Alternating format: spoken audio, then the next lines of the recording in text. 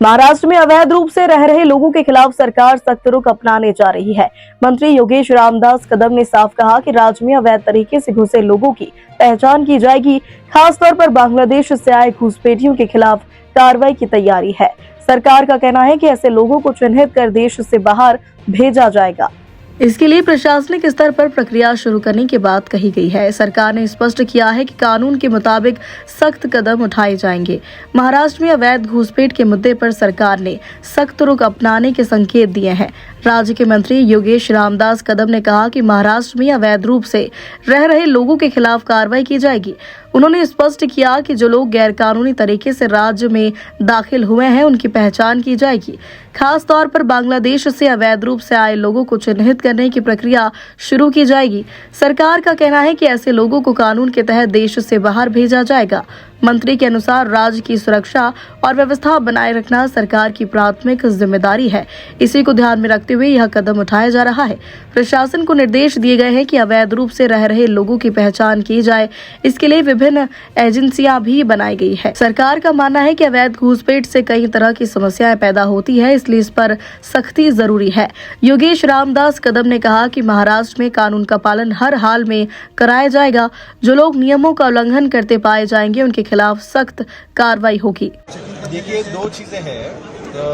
ये कार्रवाइयाँ करते वक्त जो भी लोकल हैं, जो इस व्यवसाय में पिछले काफ़ी सालों से, बिल्कुल उनके ऊपर अन्याय नहीं होगा।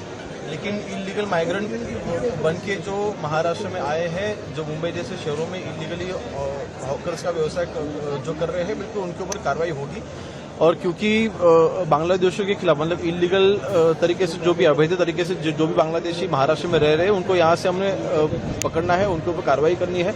तो उसके लिए वो जहाँ पर भी हो, उनके ऊपर कार्रवाई तो होगी। एटीएस ने आज एक युवक को पकड़ा हुआ है। वो युवक को आज कोर्ट में पेश किया गया है। कहा जा रहा है कि वो एंटी टेररिज्म कुछ एक्टिविटीज में इन्वॉल्व था। क्या है सर इस तरह? देखिए, एटीएस की कार्रवाइयाँ ये इंटेलिजेंस के तौर पर होती है, और इंटेलिजेंस में उनके ऊपर क्या क्या इन्फॉर्मेशन मिली है, वो मोडस ऑपरेंडी उनकी कैसी थी, वो डिटेल्स मेरे ख्याल से वो बताना ठीक नहीं रहेगा।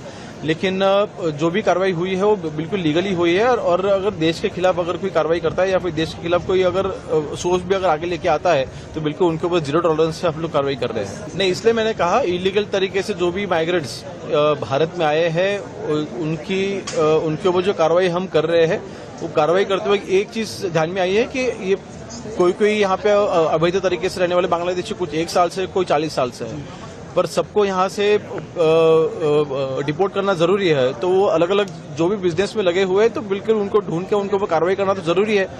ये कार्रवाई करते वक्त लोकल जो भी हमारे हॉकर्स के जो ओनर्स हैं, उनके ऊपर उनको तकलीफ ना हो, ये भी हम उसका भी हम ख्याल रख रहे हैं। लेकिन बिल्कुल अगर कोई इलीगल माइग्रेंट यहाँ पे अगर आके अगर कोई हॉकर्स जैसा कोई बिजनेस करता है, तो उनके ऊपर बिल्कुल ये कार्रवाई तो होगी।